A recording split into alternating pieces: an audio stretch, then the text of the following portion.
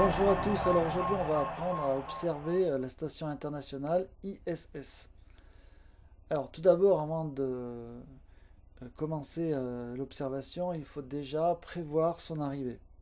Donc pour cela, il y a des sites internet qui permettent de déterminer les heures de passage et les axes de passage.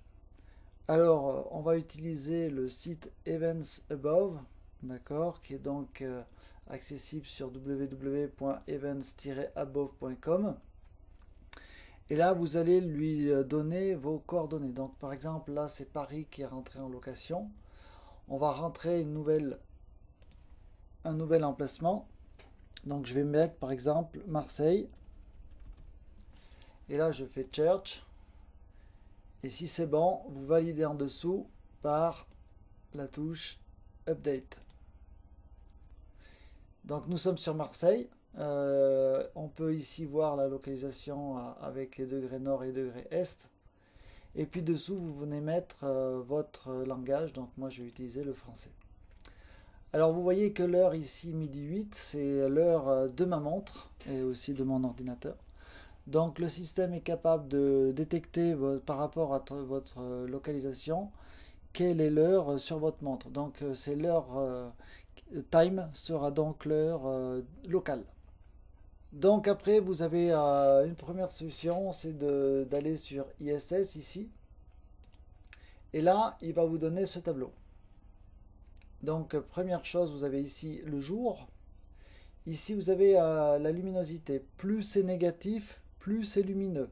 D'accord? Donc par exemple, celle-ci, là, du 17 décembre à moins 3,4 sera beaucoup plus lumineuse que celle du 18 décembre à 19h02. Donc ici, c'est l'heure locale qui a été recalculée par le système. Ce n'est pas l'heure internationale, donc c'est l'heure locale. Donc ce sera l'heure exacte à laquelle passera l'ISS avec l'horaire de votre montre. Car il prend en compte les heures d'été et d'hiver. Ici, on voit que on a UTC, donc Universal Time. Il a pris en compte le décalage d'une heure. Donc là, c'est par exemple, si je prends celle du 17 décembre, elle passera bien à 18h17 sur l'horaire de votre montre. Alors ici, vous allez avoir l'élévation, c'est-à-dire le départ de votre tracé. Donc ça sera toujours à 10 degrés, enfin fréquemment à 10 degrés parce que on va partir de l'horizon. Ici, vous avez l'azimut. Alors nord-ouest, et puis par exemple pour celle du 18 décembre, ouest-nord-ouest. Donc je vais vous expliquer comment fonctionnent ces azimuts.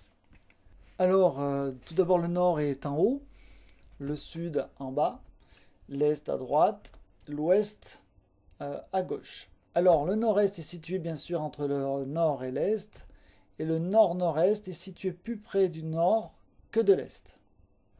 Donc si par exemple ici j'utilise cette coordonnée, on sera donc en sud-sud-ouest. Sud-ouest. Voilà donc les différents symboles. Donc la station ISS, ici on voit sa trajectoire, va partir à peu près à 10 degrés donc, du sol et va monter dans le ciel. Donc ici vous aurez sa hauteur maximum. Et ici c'est la zone où la station va disparaître souvent dans l'ombre de la Terre. Et ici vous avez la position de disparition de la station, donc ainsi que son altitude.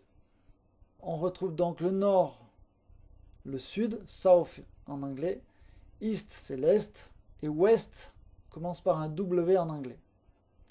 Donc ici vous avez le sud-ouest, donc le ouest, sud-ouest ici.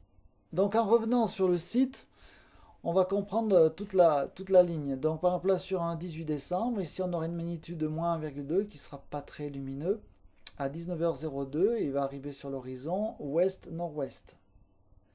Et il va monter jusqu'à une position au sud-ouest à 19h05 et la station sera à 26 degrés. Et puis elle va partir à 19h07 à 15 degrés du sol au sud. Si vous souhaitez voir après plus de détails, vous cliquez ici sur 18 décembre, donc par exemple on va dire que c'est celle-ci qui nous intéresse, et vous allez obtenir une carte de l'espace. Ici, vous avez le nord. Ici, le sud. Ici, par contre, vous allez avoir l'ouest. Pourquoi? Parce que c'est une carte du ciel. Donc, on voit le ciel en levant la tête, donc on inverse. Donc, en fait, la carte que vous avez ici est une carte du ciel lorsque vous levez la tête. Et vous voyez que la station va arriver donc ici, va venir ici et disparaître ici. Donc, elle va arriver vers le nord, ouest-ouest. Elle va monter ici et puis disparaître vers le sud. Ici, vous avez les horaires. Et ici, vous retrouvez les grandes galaxies. Donc, à l'écran, vous avez le passage de la station du 16 au 21. Mais vous pouvez après avancer dans le temps et voir les prochains passages et voir ici que, par exemple, le 3 janvier, sur Marseille, il y aura un passage de l'ISS avec une magnitude de -3,3. Si on revient au site, ici, on avait donc les passages de la station internationale et vous pouvez aussi voir les flashs iridium. Alors, les flashs iridium sont des reflets puissants dans le ciel.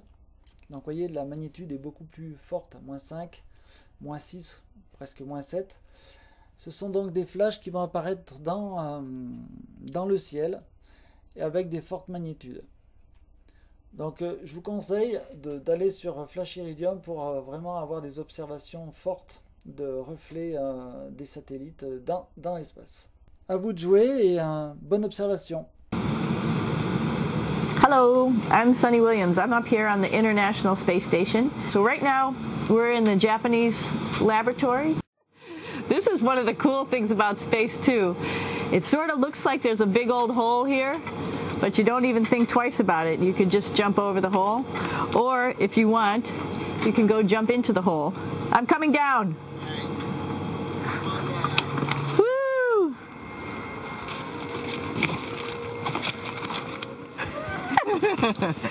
Then you can come right back up again, like Superman.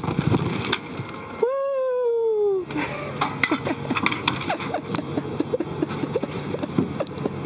We're lucky we have a really cool big space station that you can fly around in. It's one of those places you find yourself hanging out in all the time because all you want to do is look back at our planet. And a lot of folks, I play this game with myself about where we're flying over the Earth. I try to come in here and just guess. Whoop. There we go. So right now we are right over Africa. It's a little bit cloudy, as you can tell, but we're right over the continent of Africa. Hey, what's that? I think that's a Soyuz spacecraft. That's the spacecraft that's taken us home to planet Earth today.